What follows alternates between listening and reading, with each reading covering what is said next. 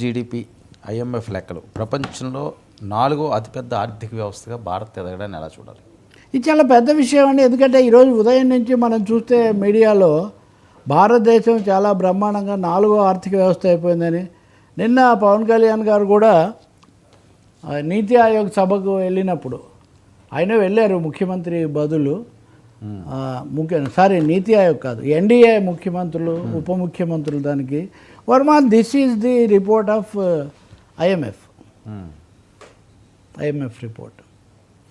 IMF database ప్రకారం April 25న కూడా జపాన్ ఇంకా సమానంగా ఉంది. ఏప్రిల్ 24న జపాన్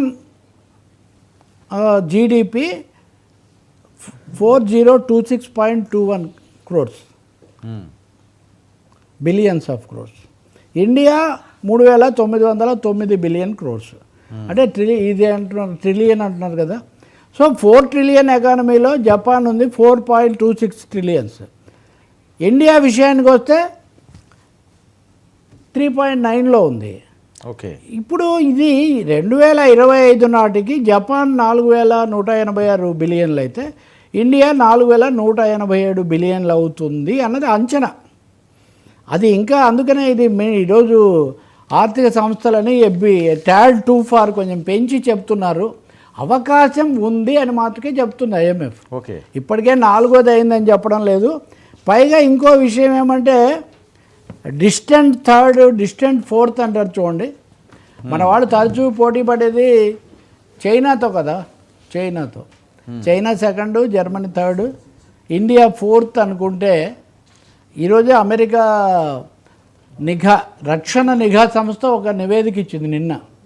భారతదేశం పాకిస్తాన్ వారు పోటీ గురించి మీరు అందరూ మాట్లాడుతున్నారు. ఇండియా చైనాను శత్రువుగా చూస్తుంది, ప్రధాన శత్రువుగా. పాకిస్తాన్ ఉపశత్రువు, అనుబంధ శత్రువు. దీంతో ఎవరు ఒప్పుకుంటారని నేను అనుకోను. భారత్ చైనాల మధ్య ఎన్ని ఘర్షణలు జరిగినా ప్రజలు పాకిస్తానే భారతదేశానికి ప్రధానమైన ముప్పు, రోజువారీ ముప్పు అని భావిస్తున్నారు. కానీ అమెరికా ఉద్దేశం ఏమంటే ఇండియాను చైనాను ప్రధాన శత్రువులుగా చేయాలని వాళ్ళ ఉద్దేశం.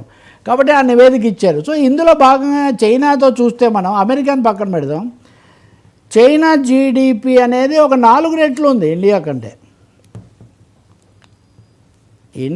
4 రెట్లు ఎక్కువలో ఉంది చైనా.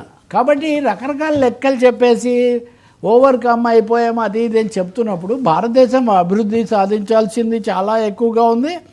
రెండవది 4వ స్థానంలోకి రావటం అనేది 6.2 అనే అభివృద్ధి స్థిరంగా జరిగితే 4వ స్థానంలోకి పోటాపోటీగా రావచ్చు. అప్పుడు కూడా ఇండియా జపాన్ దగ్గరగానే ఉంటాయి అని లెక్కలు చెప్తూ ఉన్నాయి. అభివృద్ధి నిజమే, కానీ అదే ఉంటుంది, ఇంకా వేరే దేశం ఉండే అవకాశమే ఇక్కడేమీ లేదు. పైగా ఈ అభివృద్ధి ఒకరోజు రాలేదు, గత 20 ఏళ్లలో వచ్చింది.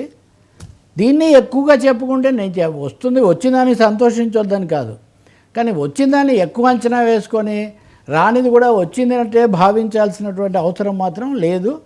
ఐఎంఎఫ్ లెక్కలు నిజం కావడానికి ఇంకా సమయం ఉంది. నిజమైన తర్వాత కూడా భారతదేశం చాలా అభివృద్ధి చెందాల్సింది చాలా ఎక్కువగా ఉంటుంది. అప్పటికి కూడా జపాన్ మనకు దగ్గరగానే ఉంటుంది.